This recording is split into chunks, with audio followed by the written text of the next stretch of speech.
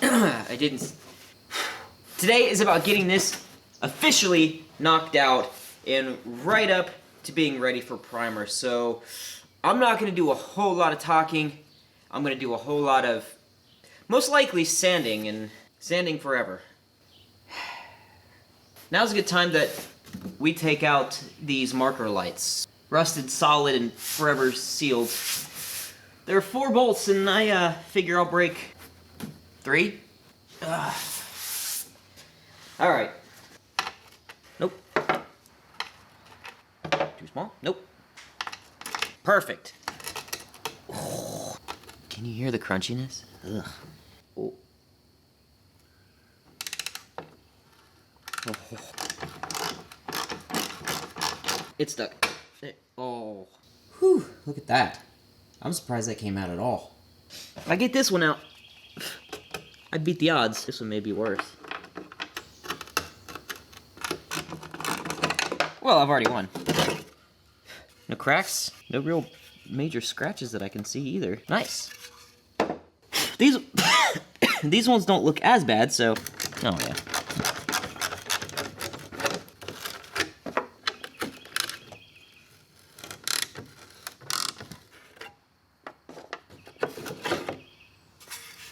Looks good. Now for the clips, they should just slide out, hopefully. 1, 2. Oh, this one has some fiberglass on it, so okay, it'll just break. It's fine. Well, if you were taking bets and bet that I would break at least one of those, you won. I broke one. 75% passing. Now we sand forever and ever. And ever.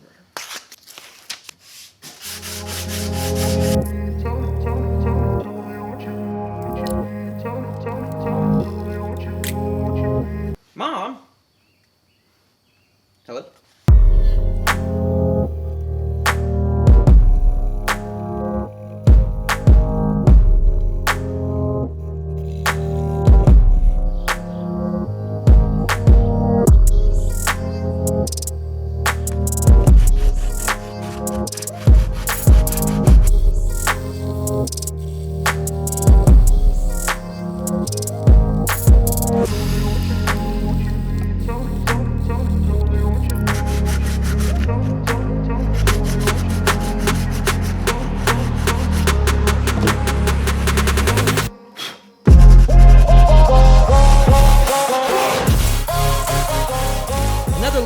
Oopsie, this area was cracked. I repaired it, but as I was sanding it back down, trying to shape it, it weakened it just a bit, and it's starting to crack again. So obviously I'm gonna fix that. Now that I know that you really can't see this section, I'll just build up a lot right in here, bring it around, and try and reinforce it as much as possible. Well, I'm trying to think of the best method to bond these two together. If you look, right now, maybe you can't quite tell, but it's under tension still, even in its resting state, so to speak. What I need to do is relax the tension that's in this joint right here, and then bond them together. I may have done this early on before, and now that I've got the others in place where they should be, maybe that sort of threw this one out of whack a little bit and put it back in tension. I'm just going to open up this area.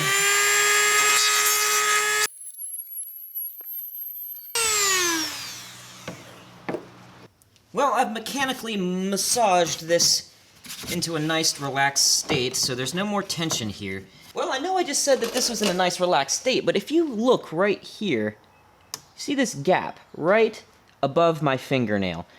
That should be closed like this. It does put it under some tension, but look what happens to these vertical pieces. When it's like it is, they're a little bit skewed, but when it's put back together, they become more parallel. This section here, the bottom section moves this way, and then these verticals level out. See that? So what that tells me I have to do, I guess, is clamp this section, get a good bite with my expanded metal on some good plastic. Yeah, I think that's what I have to do. I gotta grab a clamp and pull these together.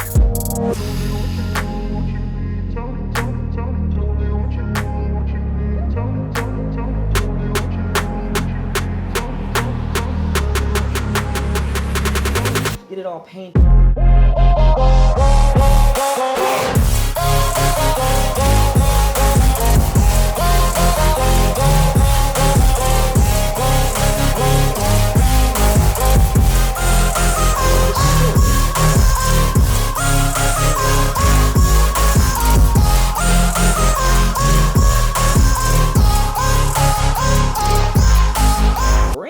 Down.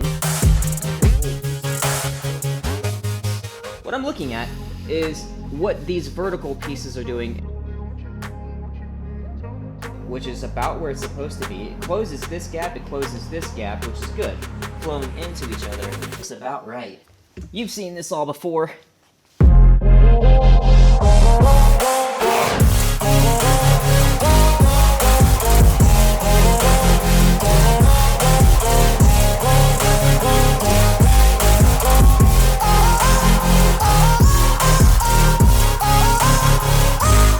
Let's flip it over and do something similar to the other side. Ooh. Yeah.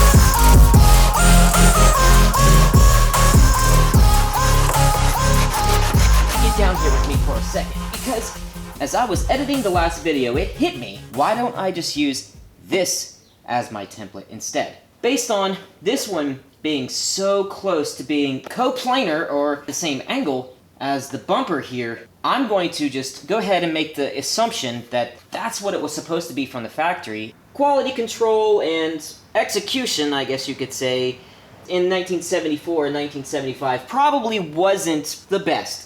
But that gives me something to go off of, and when it's on the car, it's going to look uniform at the very least. So I'm going to center this up and get it kind of where it should be. Then I'm going to use the rubber pieces of this bumper as my sanding guide. Why didn't I do this sooner? I need to get something very sharp and flat so I can I can scribe a line that I can follow pretty easily. So I mentioned before that you definitely don't want to use a regular body filler of some kind, like just a generic Bondo, on a flexible piece. It's going to crack. It may not crack tomorrow, but it will crack eventually, like all of us. Anywho, Evercoat Polyflex. This stuff spreads on super nice. It honestly spreads like a warm cake icing and sands beautifully. Beautifully. Compliments to the chef. I'm gonna be sticking this stuff in all the cracks and crevices that I see and block sanding forever. This is my pencil trick that you may have already seen. What I'm looking to happen is for the pencil mark to go away. What that tells me is that wherever I put my pencil, across that surface is even. Keep sanding until it's gone. And I have some lows here because the pencil has not gone away yet. I'm starting to see this feather really nicely around the edge, and you definitely want that. If you have a real hard edge, sort of like this one up here, that might show through to your final paint job, so you want to get rid of that. There we go.